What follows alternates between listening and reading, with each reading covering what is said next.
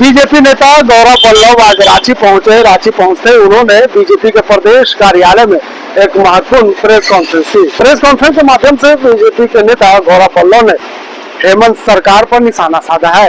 उन्होंने कहा कि जिस तरह से हेमंत सरकार ने पिछले 5 वर्षों तक झारखंड की सरकार और सत्ता संभाली है, उससे राज्य की जनता त्रस्त हो चुकी है।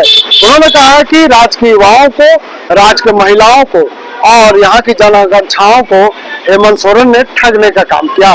तो क्या कुछ कह रहे हैं बीजेपी के नेता गौरव वल्लभ, चलिए हम आपको सुनाते हैं। 275 एक के अनुसार 917 करोड़ रुपया ट्राइबल डेवलपमेंट के लिए और ट्राइबल सब प्लान के लिए 760 करोड़ रुपया दिया।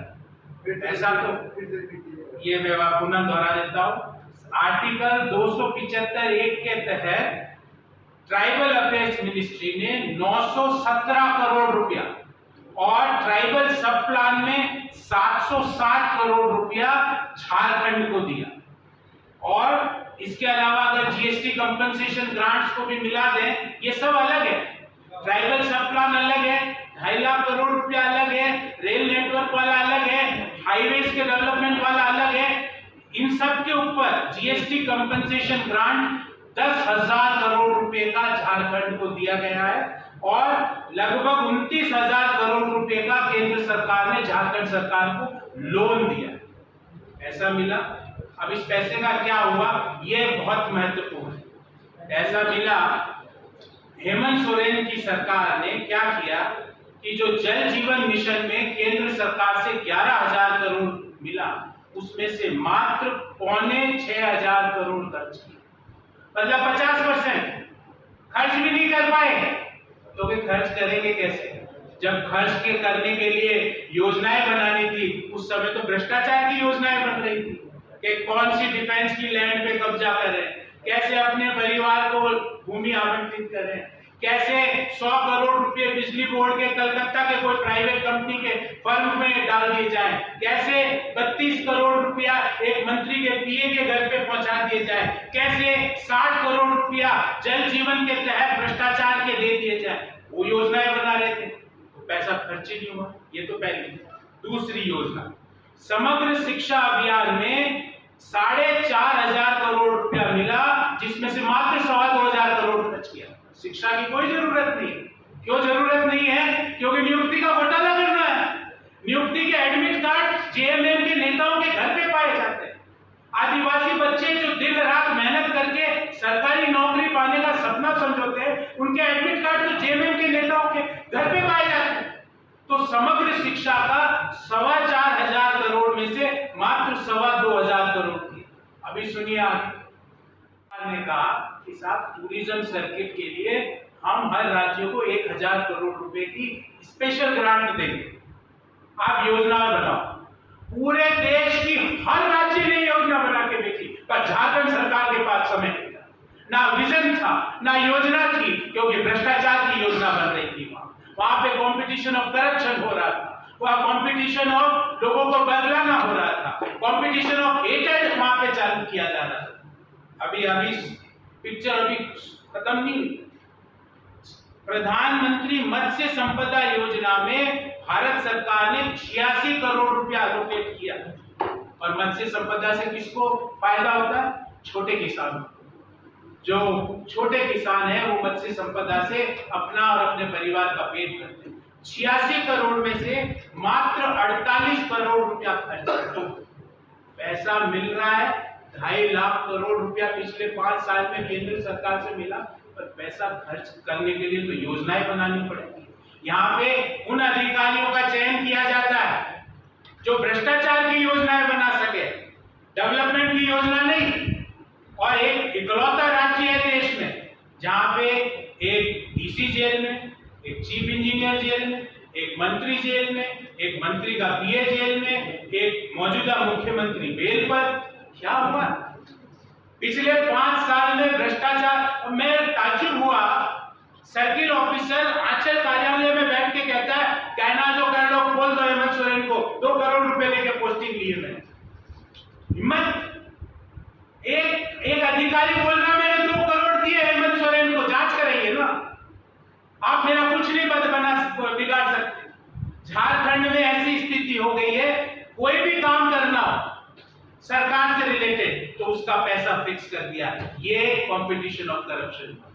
आपने पिछली जो प्रधानमंत्री जी ने मन की बात करी उसमें डिजिटल अरेस्ट की बात प्रधानमंत्री जी ने बताई कि किस तरह हम लोगों को डिजिटल अरेस्ट करते हैं, लोग जो प्रोटेस्टर है कर रहे हैं।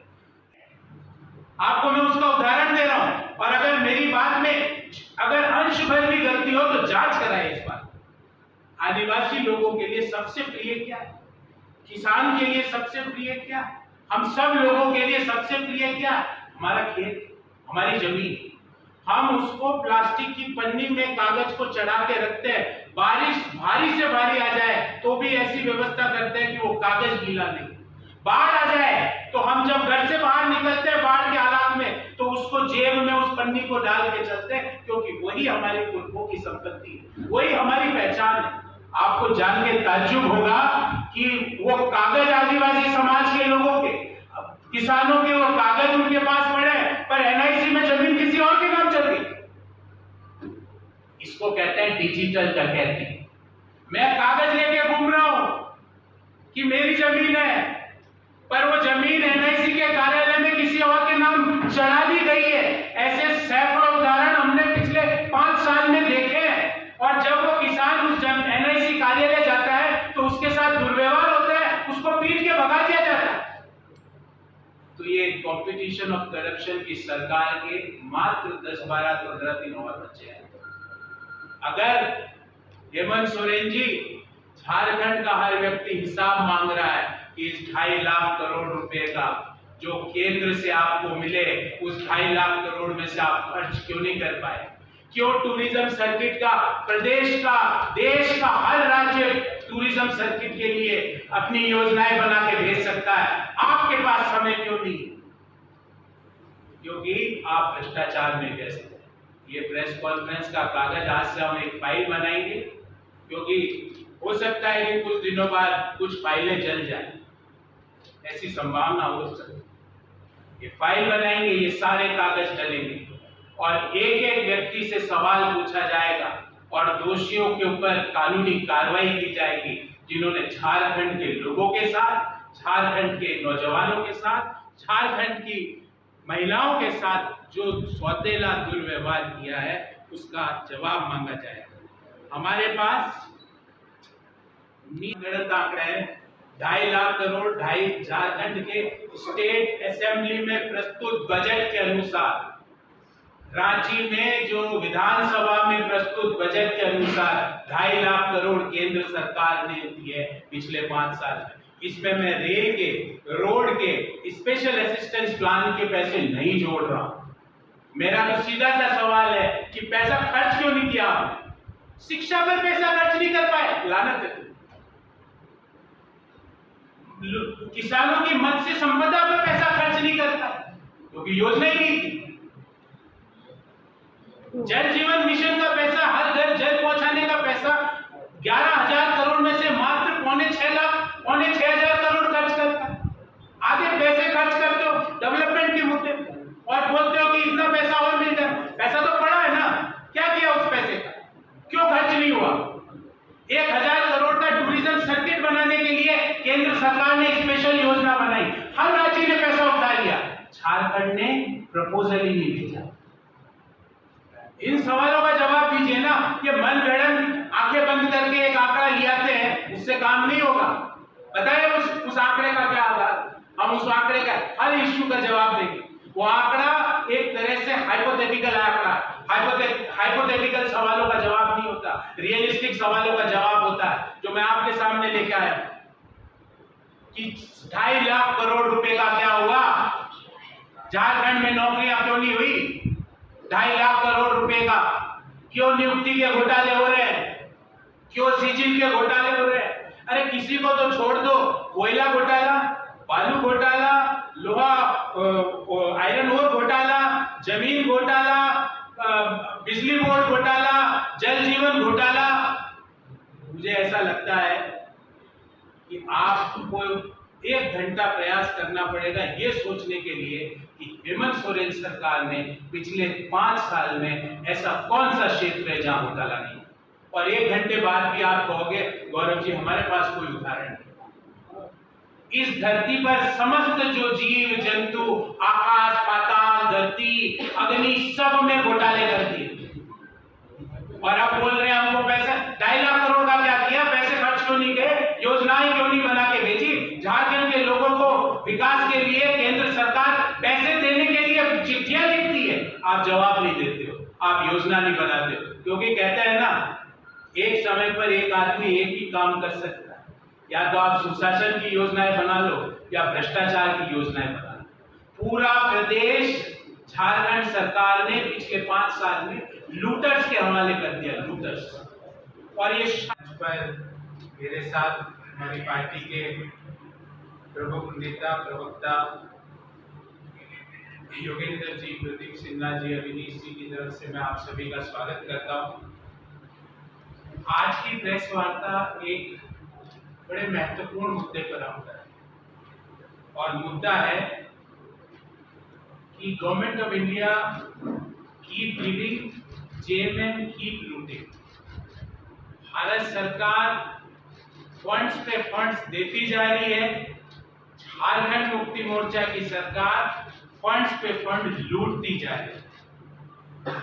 एक तरफ तो विकास की होड़ वाली सरकार 23 नवंबर से बनने जा रही है, दूसरी तरफ पिछले 5 साल लूट की होड़ वाली एक कंपटीशन चल रहा है स्टेट में, कंपटीशन ऑफ करप्शन। और प्रतिदिन इस कंपटीशन में हेमंत सोरेन की सरकार नए नए कीर्तिमान स्थापित कर रही है, और ऐसे कीर्तिमान जो आने वाले समय में बच्चों को पढ़ाए जाएंगे कि भ्रष्टाचार के इतने अभूतपूर्व उदाहरण आजाद हिंदुस्तान में कभी नहीं हुए। मैं कुछ आंकड़े लेके आया हूं आप सबके सम्मुख। कंपटीशन ऑफ करप्शन जो कि पिछले 5 साल में हुआ वर्सेस हम लेके आ रहे हैं कमिटमेंट फॉर डेवलपमेंट। साथियों, आपको जान के ताज्जुब होगा कि पिछले 5 साल में केंद्र सरकार ने झारखंड सरकार को 2.5 लाख करोड़ रुपया, 2.5 लाख करोड़ रुपया दिया। उस पैसे का क्या हुआ उसका भी विवरण लेके आया, पर कहां खर्च हुआ और नहीं हुआ उसकी भी बात करेंगे। झारखंड सरकार के पिछले 5 साल में अगर हम बजट को देखें तो लगभग 55% जो रेवेन्यू रिसीव्स आती है वो भारत सरकार देती है। जो दिल्ली में बैठी हुई मोदी सरकार है वो 55% झारखंड की रेवेन्यू रिसीव्स प्रति वर्ष पिछले 5 सालों से दे रही है।